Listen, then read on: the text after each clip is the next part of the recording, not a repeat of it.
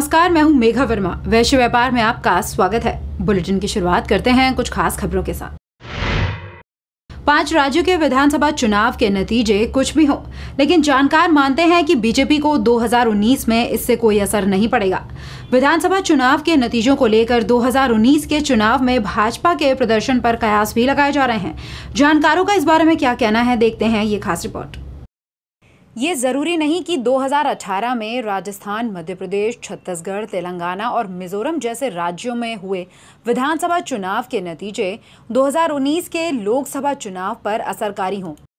ऐसा मानना है कि बीजेपी के लिए हिंदी प्रदेशों में अच्छा प्रदर्शन करना केंद्र में सरकार बनाने के लिए जरूरी होगा।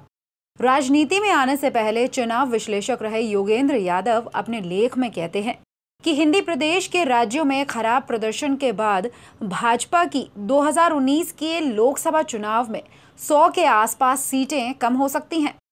पर सीएसडीएस लोक नीति में यादव के सहयोगी रहे संजय कुमार का विश्लेषक इससे इतर है। उनका मानना है कि माइक्रो मैनेजमेंट के कारण भाजपा को इस तरह का घाटा नहीं होगा। 2018 में जो भी परिणाम आए वो जरूरी नहीं कि 2019 के ट्रेंड सेंटर हो। राजस्थान, मध्य प्रदेश, छत्तीसगढ़ में अच्छा या खराब प्रदर्शन साल 2019 में भाजपा के प्रदर्शन को लेकर सही आकलन नहीं हो सकता। साल 1999 से 2004 के बीच भाजपा ने हिंदी प्रदेशों में अच्छा प्रदर्शन किया था, पर पार्टी का कुल आंकड़ा उत्तर प्रदेश और बिहार में खराब प्रदर्शन के कारण कम रहा।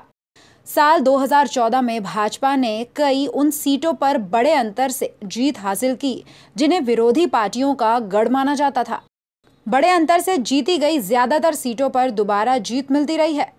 सिर्फ 1985 से 1989 के बीच बड़े अंतर से जीती गई कई सीटों पर उन्हीं पार्टियों को दोबारा जीत नहीं मिली।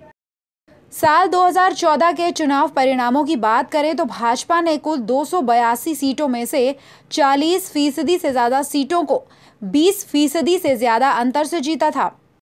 वहीं महज 1/4 सीटें थीं जहां जीत का अंतर 10% से कम था।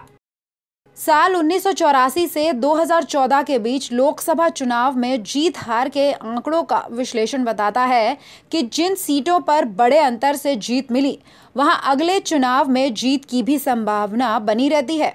हालांकि 2004 से लेकर 2009 और 1984 से लेकर 1989 में इसका अपवाद दिखाई पड़ता है। 1984 में इंदिरा गांधी की हत्या के बाद सहानुभूति लहर में कांग्रेस को बम्पर जीत मिली थी और कांग्रेस उसे 1989 में कायम नहीं रख सकी।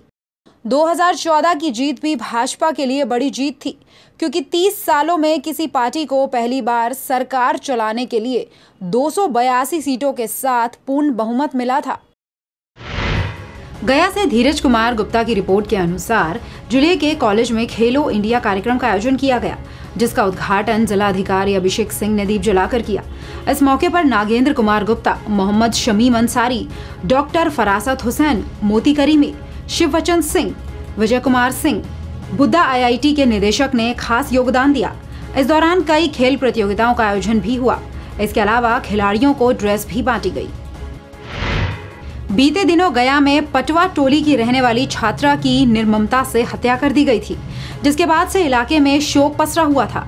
गया के सांसद हरि माझी ने लड़की के परिवार से मिलकर हर संभव मदद देने का आश्वासन दिया और जल्द कार्रवाई करने की बात भी कही। इस दौरान कमलेश सिंह, हरेराम सिंह, क्षितिज मोहन सिंह और गोपाल पटवा भी उनके साथ मौजूद थे। इस बुलेटिन में फिलहाल इतना ही। आप देखते रहिए वैश्य व्यापार न्यूज। नमस्कार।